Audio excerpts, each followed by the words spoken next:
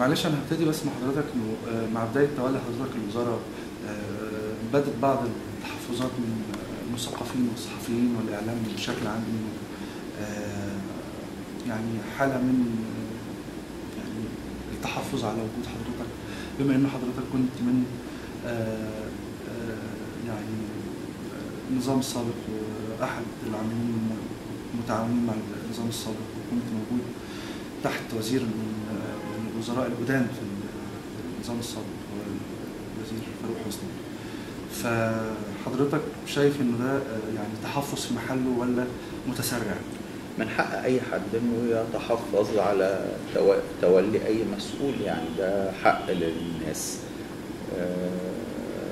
يعني وبما ان انا بقبل ان انا اكون موجود في العمل العام، وده حاجه من وقت ما بدات اشارك في العمل العام بشكل كبير من سنه 99، وانا بعتبر ان من حق اي حد انه يعترض على وجودي في اي موقع او ينتقدني. ده ما عايز اسال حضرتك على اهم او اكثر الملفات تعقيدا منذ جلوسك على كرسي وزير الثقافه.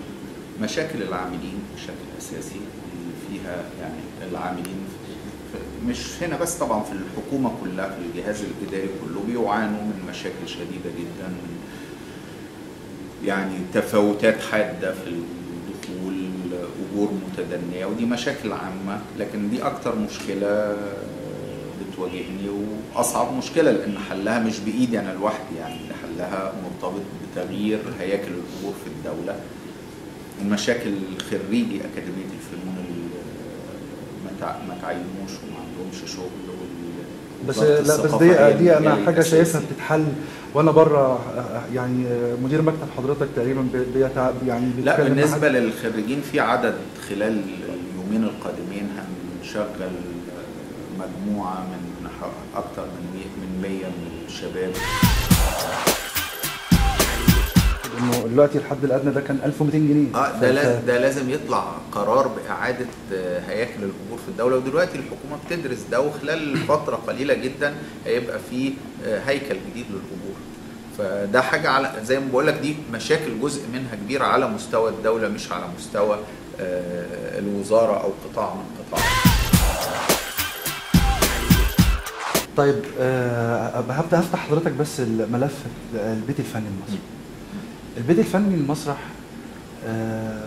بيعاني من تراكمات ومشاكل منذ سنوات عديده جدا حقيقي، ورغم ان اشرف زكي سعى او حاول يسعى في حل هذه المشاكل، لكن كانت الحلول برضه حلول مؤقته وما هياش حلول جذريه. تصور حضرتك ازاي في حل مشاكل البيت الفني؟ اول حاجه هو الزملاء في البيت الفني عندهم مشروعين واحنا بندرسهم عشان نحاول بالفعل نبدا في تنفيذهم. مشروع لاعاده الهيكل الاداري، وان يرجع البيت الفني يبقى هيئه المسرح مره ثانيه. ده لو توافق عليه احنا يعني، بس انا طلبت بعض يعني مع الزملاء في البيت الفني وروني تصورهم وتناقشنا فيه مرتين، وطلبت بعض مره مع الزميل رياض الخولي قبل ما يستقيل، ومره مع الاستاذ سيد محمد علي وزملائه في الجهاز الاداري وبعض الفنانين، وحطينا بعض التصورات، واول ما يكتملها نوديه للجهاز المركزي للتنظيم والاداره لمناقشتها. تمام. هو كلام حضرتك كويس في وجود الهيكل الاداري، بس في ازمه، يعني ازمه برضه يعني بتمثل عقبه شديده جدا، وهي انه آلية العمل في البيت الفني للمسرح ما بتخرجش بره اطار بعض الموظفين، وبعض الموظفين دول عاملين مشاكل، يعني طول الوقت عاملين مشاكل، ومشاكلهم احنا نعرفها.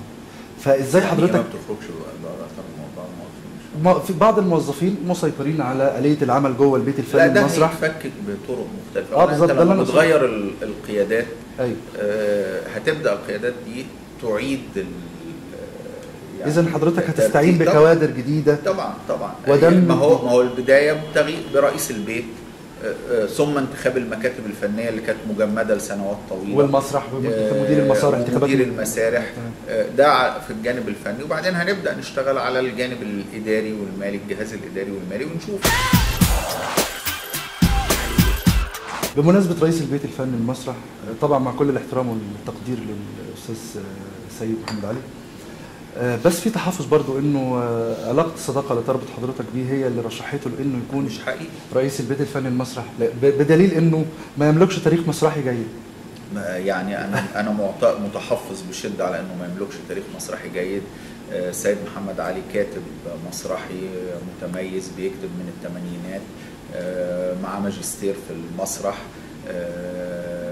عدد كبير من أعماله حصل على جوائز سواء محلية أو عربية. يعني عايز أقول لحضرتك بس إن في أزمة واجهتنا لما حضرتك رشحته وتولى رئاسة البيت الفني المسرح، إن إحنا يعني حتى بنعمل يعني لما جينا نعمل سيرش عشان بنجهز لاسئله او لقاءات معاه مفيش اي داتا عنه. ده مشكلتكم؟ لا مش مشكلتنا، مشكله الشبكه اللي ما اتغذتش ده مشكلتكم؟ لا دي مشكله الشبكه اللي ما اتغذتش بشخصيه زي الدكتور سيد محمد علي.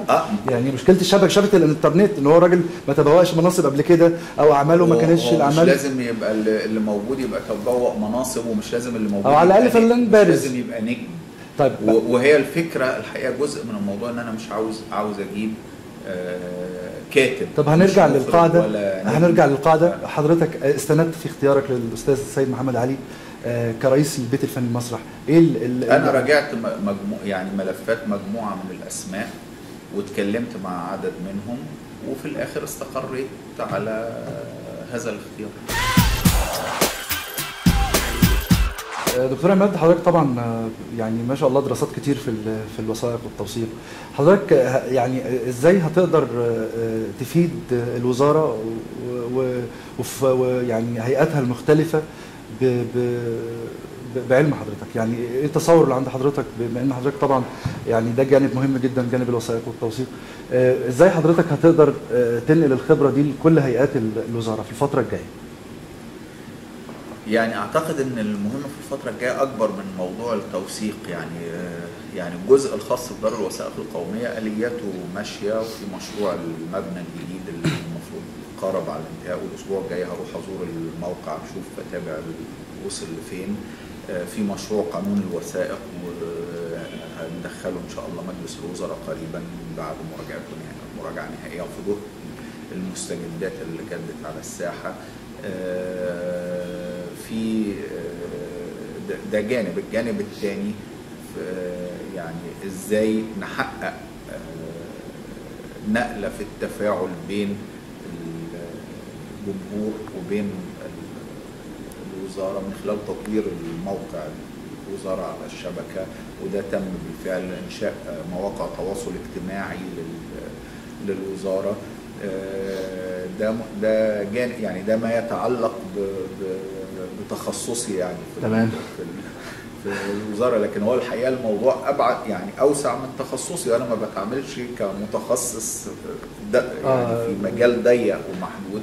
لكن الفكره ان احنا لازم مطلوب يبقى في سياسه ثقافيه تواكب التحولات الراهنه. ملف الأوبرا برضو في قدر من الأسئلة لحضرتك. انت ليه دايما بتسأل المسؤول؟ يعني متهيألي مع التحولات الجديدة لازم نتوجه ان احنا اللامركزية. يعني نسأل برضو كل يعني اهل بيت اعرف بمشاكلهم، لكن يعني بس حضرتك الوزير يعني معلش ما احنا لازم نغير المفهوم ده. دي ملاحظة على الهامش بس، لكن ده جانب. الجانب الثاني انا بشوف ان الثقافة هي مورد وإضافة للاقتصاد القومي. الإنتاج الثقافي هو مصدر إضافة للاقتصاد القومي. تمام. ده أمر لا شك فيه، لكن ده لا يعني إن أنا أتحول لمؤسسة ربحية. مش معناه إن أنا البيت الفني للمسرح أدخل في منافسة مع أسعار مسرح القطاع الخاص وهو ما بيبقاش موجود يعني بقى. لكن ربما أدي فنان كبير شرف الوقوف على خشبة مسرح الدولة، وده هيبقى ليه ثمن. يعني انا فعلا ممكن مش هقدر اجاري مسرح القطاع الخاص في ان انا اطرح تذكره بنفس السعر او كده، لكن عايزين نرجع، يعني ازاي نرجع خشبه مسرح الدوله لانه يتمناها اي فنان. الفتره الاخيره او ال10 او ال15 سنه الاخيره فنانين كانوا يهربوا من الخشبه. انت عندك فنانين كبار، يعني انت عندك لما فنان في قامه وقيمه يحيى الفخراني عمل الملك لير على القوم، ده عرض بقاله 12 سنه يا دكتور. لا مش 15 سنه، 10 سنين. اقل. لا 10 سنين. 10 سنين لان انا يعني قرب 10 سنين. 10 سنين يعني بس وعمل البهلوان. لا يحيى الفخراني عمل كتير بالظبط. انا اقصد امتى هتعود؟ ما انا بقول لحضرتك خلال هو برضه ده لازم تناقشه كمان، تشوف وجهه نظر فنانين البيت الفني. يعني في مخالفات كتير طرحت وفي مستندات اتنشرت، وفي علامات استفهام كتير على الابقاء على الدكتور عبد المنعم كامل كرئيس دار الاوبرا المصريه. فحضرتك ترد على ده بايه؟ انا جيت لقيت في بعض الزملاء مقدمين بلاغات لجهات التحقيق، وخلاص دي حاجات في جهات التحقيق انا ماليش ان انا اتدخل فيها. عندما تتخذ جهات التحقيق القانونيه قرارات فيها، هذه القرارات واجبه النفاذ، تبقى قيد التحقيق. صح تمام. فخلاص بما ان الناس قدمت بالفعل لجهات التحقيق، انا بقى ادوني صور منها بعد ما بقيت وزير، لكن دي متقدمه بقى لها فتره. الحاجه الثانيه، في بعض الوقائع اللي نشرت في اليومين الاخيرين انا خدت فيها قرار بوقف الاجراءات فيها. يعني حضرتك هتاخد، يعني معلش انا سامحني في ان انا هستخدم التعبير ده، حضرتك مش هتتستر على اي مخالفات سابقه لفاروق حسني او موجوده من اول ما حضرتك قعدت على كرسي وزير الثقافه. احنا بنتكلم على مخالفات حاليه. تمام. السابق والله في ناس مقدمين بلاغات برضو للنائب العام، بعض من كانوا يعملون في الوزاره او من تركوها او من تعاملوا معاها، ودي كلها موضوعات قيد التحقيق. انا ماليش طرف فيه. يعني بمناسبه ملف الاوبرا بعيد عن انه حضرتك وزير الثقافه، هل يصح ان يمثل مصر في اكثر من محفل دولي حد ايطالي الجنسيه؟ يعني الدكتور عبد المنعم كامل رئيس دار الاوبرا، وانا الحقيقه عندي مستندات بانه زوجته ارمينيا جامبريلي قامت بتمثيل مصر في اكثر من 3 محافل في المكسيك وفي كوبا وفي حاجه ثانيه. هل يصح ذلك؟ يعني بعيدا عن انه انا قاعد مع حضرتك كوزير ثقافه، حضرتك كاديب ومثقف، ده يصح؟ يعني مش عارف تمثيل في محافل ايه، معنى ايه برضه؟ هقول لحضرتك انه دي مدير فرقه الباليه المصري، فسافرت كوبا كمدير فرقه الباليه المصري بميزانيه معينه بتمثل مصر.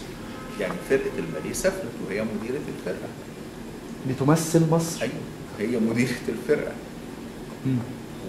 والفرقه هي فرقه الباليه المصري. تمام. يعني ده يعني انا يعني حته الجنسيه دي يعني موضوع بس ايه ما ناخدوش بحثيه، ولا هي معاها جنسيه مصريه وايطاليه، لكن بغض النظر عن الواقعه دي انت بتمثل مصر في فرقه مصريه، ممكن يبقى مدير الفرقه ده معاه جنسيه اخرى او من اصل غير مصري. معالي الوزير، ينفع يكون عندنا رضا شتاء ونجيب حد ايطالي يمسك فرقه الباليه المصري؟ يعني لا، رضا شتاء ده راجل عالمي، الناس كلها بترفع له قبعه في كل مكان، مصري وليه تاريخ من انا طبعا على فكره انا كل ده يعني عديت وانا جاي لحضرتك ما كنتش اعرف يعني مين رضا شتاء، ففوجئت انه قامه من القامات الهامه جدا على مستوى العالم في الباليه. فايه امكانيه ان احنا نستعين برضا او بغيره؟ كل حاجه قيد الدراسه، وانت في مرحله بتغير فيها، وكل حاجه هتتغير، بس لازم كل حاجه تتغير على اساس.